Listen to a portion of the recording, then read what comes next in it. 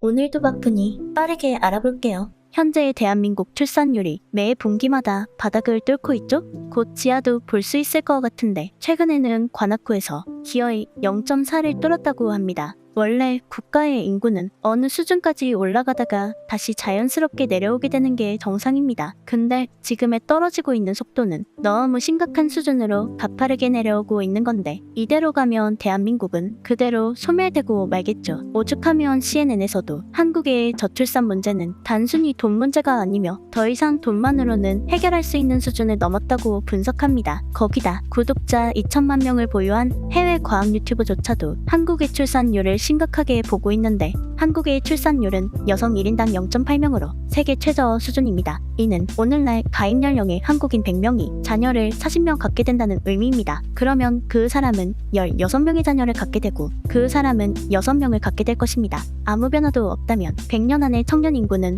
94% 줄어들 것이며 한국은 인구 폭발을 겪게 될 것입니다. 인프라 붕괴는 인구 감소의 거의 보편적인 상수입니다. 인프라는 대규모로 작동하며 더 적은 사람이 사용한다고 해서 운영 비용이 더 저렴해지지 않기 때문입니다. 산업 및 고용 상실로 인해 인구가 감소하는 경우 사람과 소득이 사라지면 인프라를 유지하는데 필요한 자원도 사라집니다. 사람이 적으면 생활이 더 저렴해지고 좋아지고 돌아다닐 수 있는 자원이 더 많아지지 않을까요? 아니요. 인구 감소는 번영으로 이어지지 않습니다. 번영을 이루는 것은 단순한 자원의 가용성이 아니라 사람들의 아이디어와 노력입니다. 고령화 사회의 또 다른 위험은 선출된 정부가 대부분 노인 인구의 이익과 두려움을 대표하기로 결정할 수 있다는 것입니다. 이는 잠재적으로 혁신보다 부를 보존하려는 단기적 사고와 선호로 이어질 수 있습니다. 한마디로 나라가 늙으면 노동을 할 인력도 없고 새로운 아이디어를 창출할 사람도 없고 늙은 기득권들이 자기들 한이만 챙기게 된다는 거죠. 대한민국이 망하는 것도 망하는 거지만 이만한 국제망신이 또 있을까? 지금 국위 선양한답시고 금메달 따오고 인재 수출하면 뭐래? 초등학교 통폐합하는 속도만 봐도 몇십 년 뒤면 나라 자체가 사라지게 생겼는데 어쩌다 이렇게 된 거지?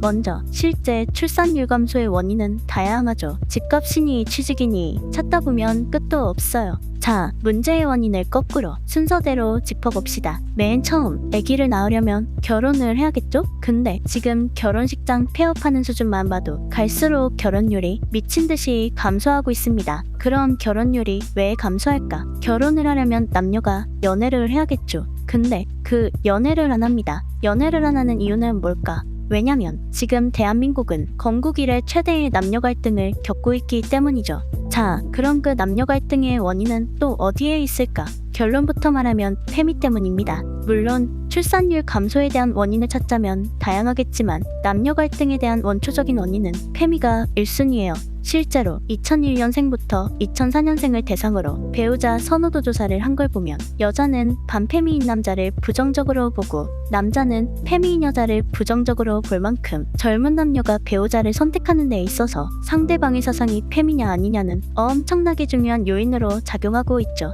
페미들은 기본적으로 남자를 싫어합니다. 어떤 사건이 터졌을 때 피해자가 여자인 경우엔 미친 듯이 몰려가 좌표 찍고 남염 댓글을 달고 피해자가 남자면 외면하죠. 심지어 남염을 위해 무슨 짓까지 하고 다녔냐면 한국은 몰카의 나라, 워마드 선전물 해외 유포. 워마드에서 한국이 몰카의 나라라는 선전물을 만들어 유포하고 이러이러이런 역겨운 내용을 담아서 한국에 오지 말라고 하죠. 미쳤나? 저딴 걸 왜 만들고 있어? 이 같은 선전물을 만든 워마드 회원은 한국이 몰카국이라는 인식을 심어서 외국인 관광객이 줄어들면 수사가 빠르게 진행될 것이라며 워마드 회원들은 관광업이 망해야 정부가 헐레벌떡 한남들을 잡을 것, 한남 불법 촬영 실태를 알려서 국제적 망신, 경제적 타격을 줘야 한다. 제정신이 아니죠? 그러면서 더 많은 노출을 하기 위해 방탄소년단이나 빅뱅 같은 유명 K-POP 그룹 해시태그까지 섞는다고 합니다. 그래서 지금은 그 영상의 조회수가 무려 3,400만회나 되죠. 도대체 쟤네들은 저런 짓까지 해서 무슨 남는 게 있는 걸까?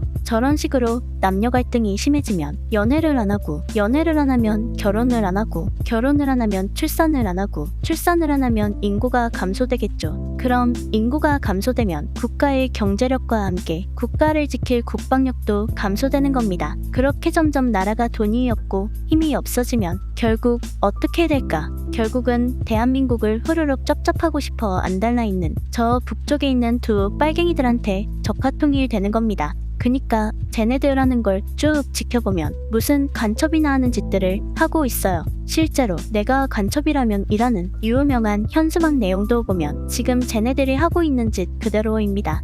결국은 대한민국의 출산율을 이렇게까지 꼬라박게 만든 원인은 페미가 크다는 거죠. 그런데 무슨 보건복지부 고위공무원이란 사람은 남성이 육아에 더 참여해야 한다고 하고 있어요. 남성은 1일 54분을 육아에 쓰지만 여성은 3시간 7분 아래 남성의 노력이 필요한 시점. 저건 또 무슨 정신 나간 소리야. 아니, 그럼 출산율이 엄청 높았던 60년대, 70년대에는 남편들의 가사와 육아 참여율이 미친 듯이 높았나 보죠? 오히려 그때는 가부장적 사고방식에 찌들어 남자가 어디 부엌에 들어가냐면서 와이프들만 뼈 빠지게 부려먹던 세대 아닌가? 일 끝나면 술이나 퍼마시러 가고 젖병이나 한번 물려봤을까 싶은 세대들이 저런 소리나 하고 있는 게 유머죠. 너무나 스윗해서 이빨 싹 다 썩겠네. 저렇게 끝까지 젊은 남자 탓만 하려나 본데 저런 거 보면 대한민국 출산율은 아직 한참 더 떨어져야 하나 봅니다. 그래서 오늘의 남기일 한마디. 내가 봤을 때 대한민국은 곧 망할 것 같은데 그렇게 되면 이제 그건 누구 탓이다?